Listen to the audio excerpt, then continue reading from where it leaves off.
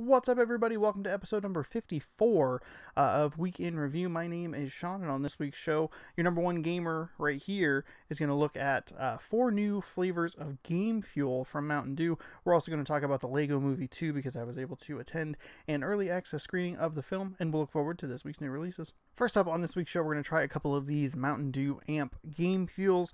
As a pro gamer, not really, quintessential gamer, perhaps, the assistant to the quintessential gamer, whatever you want to call me, elite, pro, gaming master, whatever. I need to be fueled up so I can be on the tip top of my game when I'm slaying noobs in Halo. That sounds like it's very 2007 because it is, and that's when I was playing the most Halo and I'd poon to the noobs or whatever. Boy, that makes me sound very old. I'm only 29, I promise. Starting on this side over here, which is the left side, we have a cherry, we have regular, we have like a mango tangerine sort of thing, like a tropical situation, and we have a blue berry. Now, I've conveniently actually lined all of these up in order of how I want to try them, from least excited to most excited. So starting with the least excited, because I don't actually like cherry as a flavor. I wish it would get the hell out of everything that I eat or drink. I think it sucks. It's really, really bad. Everyone's like, oh my gosh, the Skittles have cherry and the Mike and Ike's have cherry. You just take the cherry, you throw them in the trash, you take the rest of the box, and you actually enjoy, your purchase. So we'll try the cherry first. The weird thing, the first thing I noticed on this particular can is it actually has a tutorial of how to open a can of Game Fuel. It says that it helps with alertness and accuracy and has vitamins A and B. So people who are watching and care about my physical well-being and is he getting enough vitamins? These have vitamins in them. It says right on the can. Are they good for me? Absolutely not. Am I going to use this as an excuse to say I'm living a healthy lifestyle? Yeah, I am.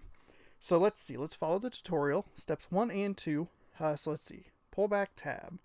All right. Oh. Whoo. Pull back tab. Okay. And then you slide back something. What am I sliding back here? I am terrified. Oh, here we go. Okay. I got it. So you pull back the tab like this, and then you push it back on the other end. So there's your little opening. Not a lot going on here for maximum gameage, which I'm very excited about. Smells like cherry, I guess. All right. We'll give this a whirl. It contains 5% fruit juice, just so you know.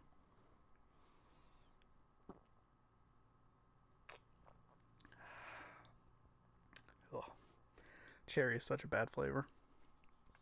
Oh, yuck. Mountain Dew Amp Game Fuel is specially crafted to give you the boost you need, with ingredients shown to improve accuracy and alertness, made with real fruit juice. So, like I said, I don't like cherry, so this one sucks. It's not actually that bad. The cherry flavor is really strong, which gives me a lot of promise for looking in the mirror. Here we go. By mirror, I mean video that I'm looking at, which throws me off just enough to say things like mirror and look like an idiot as I'm trying to figure out which I'm pointing at. Because there is such a strong cherry flavor, though, I'm even more excited about this tropical. Is it tropical or is it tangerine? I keep saying tangerine, but I think it's Charged Tropical Strike. And this blue berry, which I love blueberry. Shout out to Jolt.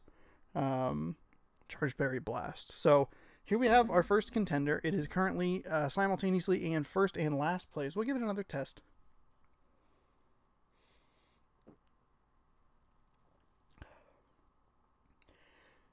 Not bad. Cherry just sucks. If this was a different flavor, if this was a strawberry or any other flavor that's not cherry, maybe a banana, it would be better. It's just not very good. So we'll put this over here. We'll put this on the windowsill. Currently, first and last place. There you go. Next, we're going to try the regular Mountain Dew, which is just charged original Dew. So now we know we're pros. We know how to crack these open like gamer pros. Ah, that really hurts.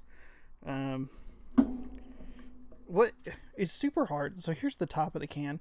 That is not enough area to get my fat little fingers into to crack this open and enjoy the tasty contents in the beverage. Like, give me a knife and I'll just stab into it and drink it like a coconut, or shotgunning, I guess. No one shotguns do. I bet I would do it because I'd be like, well, that's funny. Okay, here we go. There we go. Locked into place. Tutorial really helped. I feel like I'm getting the flow of this Mountain Dew. Smells just like regular Mountain Dew. That's good. It's good news. It's just charged original Dew. I'm going to be up very late tonight. It is currently 5:50 p.m. on a Monday night. Going to go pick up Kingdom Hearts here in about 3 hours. And I will probably be up until the wee hours in the morning because of this.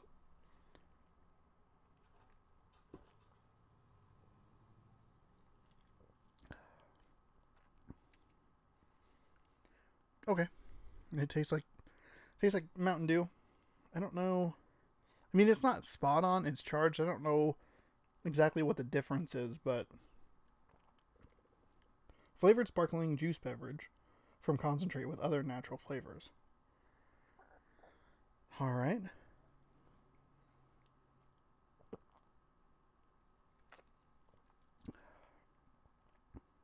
So this one's pretty okay. It's going to go into first place because, well, it's better than cherry, which is all you really need to know as far as my opinion is concerned. So number one currently, original spiked, or not spiked, charged. Charged is not spiked. There's no alcohol involved. So we have charged Dew, which is good. It tastes a little different than regular Mountain Dew. I can't really peg what it is. It just tastes like a little off. Maybe it's a little flatter. There's maybe like an extra little flavor or a lack of flavor in there somewhere. Not really sure. It's definitely better than the cherry, even if the cherry has like a more distinct flavor. Cherry sucks, so it sucks. Later on in the show, we're going to try these other two, and I'll give you a definitive ranking on Game Fuel. Our movie this week comes to us in the form of another early access screening. This time, it's the Lego Movie 2, the second part. I think the Lego Movie is one of the best animated movies ever made, probably like top 15 for sure. There's a lot of Disney and a lot of Pixar that's kind of log jammed up towards the top. The Iron Giant would be up there, Wallace and Gromit, the Curse of the Were-Rabbit. I even like stuff like Rango and the Adventures of Tintin a lot. But the Lego Movie is absolutely tremendous. Not to mention the Lego Batman movie, which I thought was really great as well. And for them to announce a sequel, I was always like kind of hesitant because I thought it was just such a great package just by itself. Like start to finish is like, it's kind of like, I read a review that talked about how it's like a very sugared up, high energy like Toy Story, and that's kind of how it plays. But I watched the beginning bit of the Lego Movie because I was looking for something specific, and the way the ending of that movie affects the beginning of the movie when they're talking about all the rules and doing all these sorts of things in a very specific way. I don't remember the last time I watched a movie where it was like, I watched it from like the beginning originally and was like, oh, this is just the rules of the town. Like this is a person just trying to fit in and meld in and do all that sort of stuff. But at the end, when it turns out that, spoiler alert, the son is in like his father's basement, and the reason that there are so many rules is because the father has set up all the rules. The fact that all the stuff is separated is his design, and watching him talk about like always use a turn signal, always buy overpriced coffee, always do this, that, and the other thing. Like that's his dad. Like that's the kid's dad telling him what to do in an everyday thing. And I don't know, like I'm sure that's not like a profound thing. I'm sure a lot of snobby film goers who went, oh yes, of course, the meaning is this. And it's like, great, cool. I'm just your average Joe on the street, and I'm talking about like, you know, one, I'm making up an imaginary argument for an internet show, but two, I'm just talking about like, man, like that, what a cool way to take something, present it one way, have the ending of the movie come back, and after rewatching it, have it mean something completely different. Like that's really, really cool. And I was thinking about it as the second movie was coming out. The Lego Batman movie is something totally different. It's really great. It has a fantastic musical number at the very beginning, but it exists on its own area, or exists in its own area. And for them to have a direct numbered sequel, I didn't see Ninjago, by the way. I was always kind of worried about that, and I thought, man, if we can get a sequel that is like 75% as good as the first movie, like that's a worthwhile like achievement. I don't think you're ever going to be able to hit that height again, because so much of what made the first Lego movie great was just the pure surprise factor of, holy shit, this is working and it's great. These characters are great. The story is interesting, and the way everything works together is fascinating and fun, and it's high energy, and you can't match that. You can't recreate that. You can just get as close as you can. So all of that brings us to the Lego Movie 2, the second part, which the title itself, it makes me laugh. I think it's really funny that it's like the Lego Movie 2, the second part. Like, it's kind of redundant and humorous. I'm moving my hands a lot. So, and this is another movie just like Bumblebee and like The Favorite, but The Favorite's kind of a weird example because it was like an early access screening on a Tuesday, and then the movie opened on like a Thursday, so it was kind of weird. But this movie actually is a full 2-week advance screening, kind of like the Bumblebee one, that started out kind of weird just in the first place. For one, if you follow me over on Instagram.com/ShaunosaurusRex, I take my Nintendo Switch with me down to the movie theater, and I put up a little screenshot with Mario in front of the reader board. And this one was weird because it had the wrong picture. Like, it said Lego Movie 2 or Lego 2 or whatever it was. Like, it was the correct theater, but it had a picture for some random Aaron Paul movie that I was like, okay, like, this is a weird thing. Like, all right, whatever. Go into the theater, sit in the seats, get all that stuff done, we're ready to roll. A few minutes later, a little group of 3 people comes up to the top back row where I'm sitting and asks if these seats to the left of us are taken. Now, down at this particular movie theater, it's been assigned seating for probably about 2 years or so, maybe even longer. And like, this isn't like a new situation. So it's a little confusing about what's going on. And I overhear the lady saying something about like, oh, the people took our spot. And it's like, what are you talking about? Like, in my head, I'm thinking like, it's been assigned seating. Like, this is not new. This isn't a new situation. So they sit down in the empty seats because it's like, okay, whatever, like, not a big deal. We'll just let it slide. We'll try and get it figured out.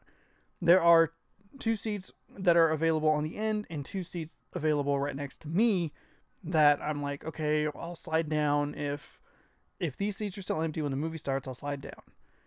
A couple minutes later, during the 2 trailers they played, the group comes up that has those seats that are to the right on the end. And they come up and they're like, oh, we need these seats. We have this 2-year-old, blah, blah, blah, blah, blah. So they come over and they sit in the seats next to me, to my left.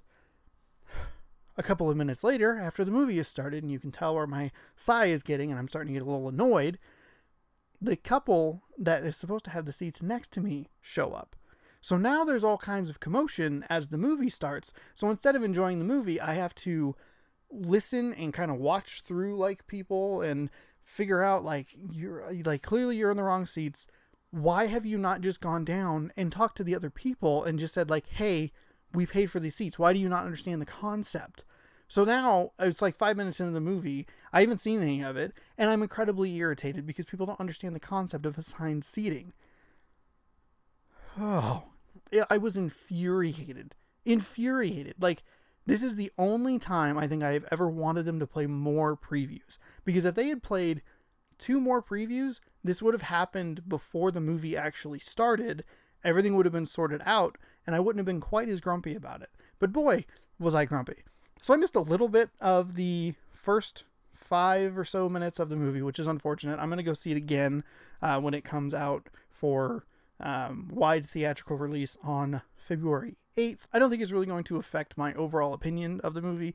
I really enjoyed this movie. I thought it was fun and funny. It's bright and colorful. It has another good message. It has interesting characters, even if some of them get pushed to the side. Benny the Spaceman, Unikitty, and the pirate get kind of pushed over, and they don't really have a ton to do in this particular movie.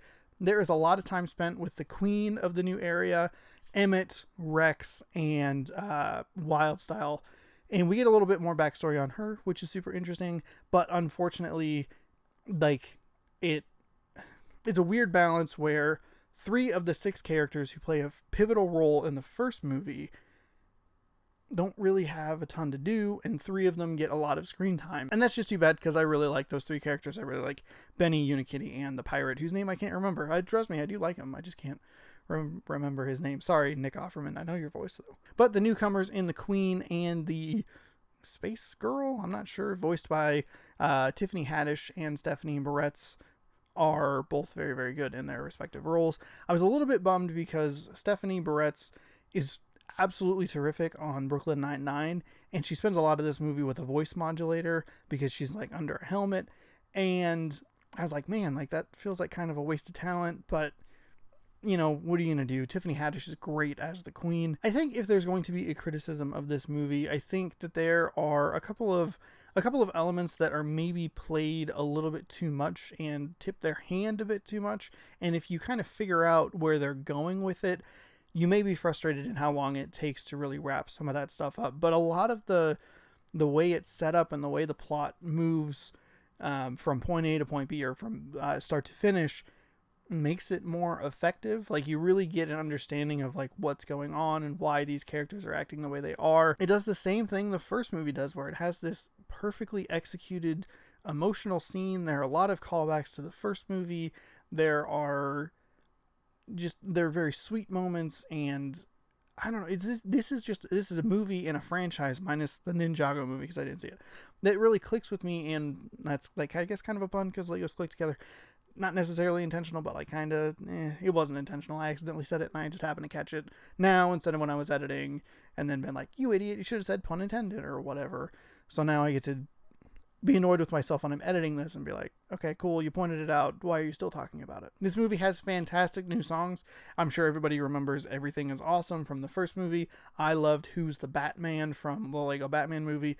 And this movie features at least 3 original songs and 2 like specific musical numbers by one of the characters, and those 2 musical numbers are really, really interesting, both visually and they're very funny lyrically. The movie is consistently funny throughout, even if I thought the humor seemed a little different than the first time around. I don't remember quite as many cutaways, like cutaway jokes, in the first movie as there are in this movie, including one joke that they go back to several times towards the end of the movie. And even though it makes sense the first time, they like keep cutting back to it. And I'm like, I'm laughing and this is funny, but I just don't understand why. Like, I don't understand why they keep doing this.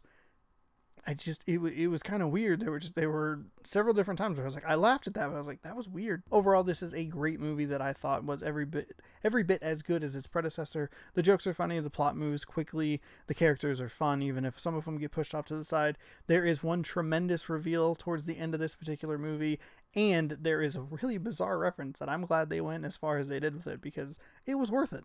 Overall, I highly recommend seeing this movie if you're a fan of not only the first Lego movie, but just animated movies in general. If you didn't like the first movie, this isn't going to do anything to change your mind. Check out the Lego Movie 2, the second part, in theaters February 8th. Not an ad. That sounded like an ad. Not an ad, just an early access screening that I enjoyed. So, check it out. Previously on Week in Review, this very episode number 54, we tried the Cherry Game Fuel, Mountain Dew Amp Game Fuel, and the charged regular Mountain Dew Amp Mountain Dew flavored Mountain Dew Game Fuel. Have I said Mountain Dew enough? Not an ad, but Mountain Dew, you want to sponsor? I mentioned it before. Come on over. So we have 2 flavors left. We have this, which is the Charged Tropical Strike, and we have the, oh boy, Charged Berry Blast. And I have saved the 2 most exciting flavors for last because I'm very excited about these. So excited. Don't crunch the can. So we'll continue with. Currently, the standings are number 1, what is it, original? Charged Original. They all start with Charged. Don't know why that's throwing me off, but it is. We have Charged Original, and in the second spot, Charged Cherry, because cherry is a terrible flavor. Now, remember, we have our tutorial, so we're going to pop this. Gave myself enough time to let my finger not hurt, and I probably got Mountain Dew all over my nice keyboard. So, fantastic. And the laptop that's sitting over here. Ooh, that smells pretty good. I feel like these are the flavors that mesh the best with Mountain Dew. Both like the citrusy, which is just added citrus, and the berry flavors tend to do really, really well. That's why I love like stuff like Black Label, because that's like a dark berry with the regular Mountain Dew. I sound like this is a 74 Chardonnay. So now your fancy pants quintessential gamer is going to try Mountain Dew Game Fuel Charged. Now I can't remember the other part. Tropical Strike. I had to look at the can 14 times for that. Smells good.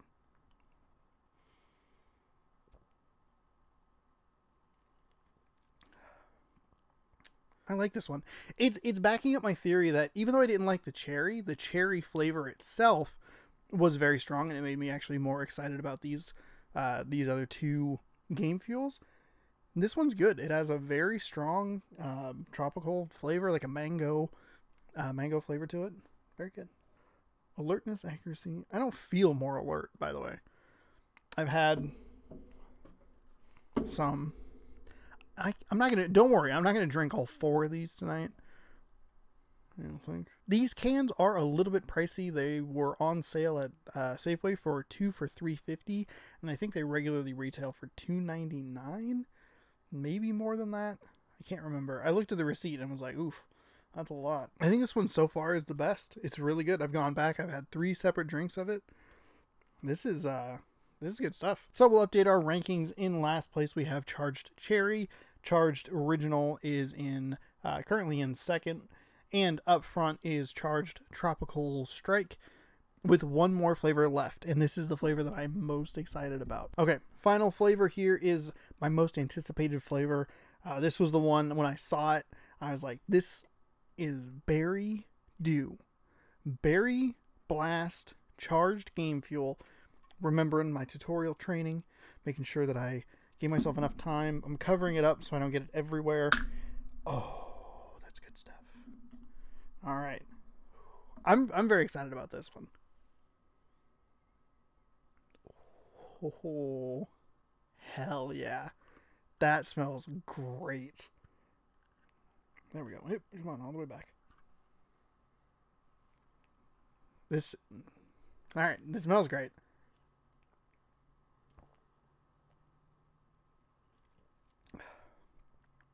Oh, it's terrific. This is great. This is as close to the berry jolt that they used to have that I'm ever going to get. This is so good.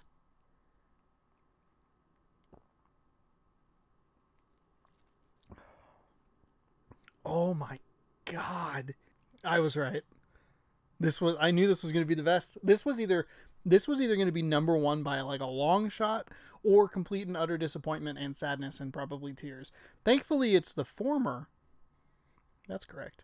The former, and it is by far our winner. Number 1 is Charged Berry Blast, followed pretty closely by Tropical Strike. Then we have Original, and then Cherry can get dumped in the toilet. So there you have it. Those are the 4 Mountain Dew Amp game fuels. I would say these are worth trying.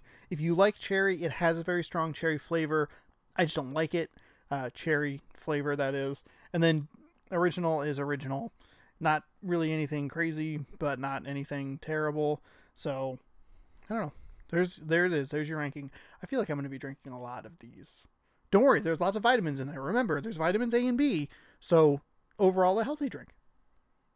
Finally, on this week's show, we'll look forward to the week's new releases. There's nothing on Blu-ray. There's nothing in theaters. There are a couple of games of note, though. Kingdom Hearts 3, which I'm very excited for. I have the Monsters, Inc.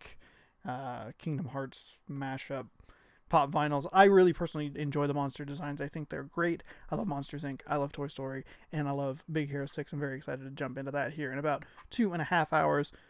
Well, plus install time. I don't know. I'll have to probably crush a couple more of these game fuels over here, you know what I'm saying? So I can stay up and game real hard like the pro gamer that I am. Also out this week is The Council, getting a physical release, which is kind of like an episodic sort of game. Seems kind of telltale-y. I don't know, looked interesting, and it was only $20, so I'll be picking that up as well. And then the Hong Kong Massacre, which releases on PlayStation 4 exclusively. The other 2 are multi-platform. Is a high-action, kind of Hotline Miami looking sort of game that I saw a trailer for and thought looked kind of interesting. It got delayed from a release last week to this week. So I'm going to hopefully check that out sometime soon. Thank you so much for watching the show. If you like the content, scroll on down, hit that subscribe button so that you know when I post new videos. And then scroll on down a little bit more and you can add a comment. Did you see an early screening of the Lego Movie 2? the second part? If so, let me know what you thought. Are you excited to see the Lego Movie 2? If you missed the early access screening, let me know down there. Are you excited for the Lego Movie 2, the video game, coming out later this month? I know I am. And have you tried any of these Mountain Dew Amp Game Fuel drinks? If so, let me know what you thought of those and what your ranking would be. Again, down in the comments below. And be sure to check back every Tuesday for more Week in Review. See you next week.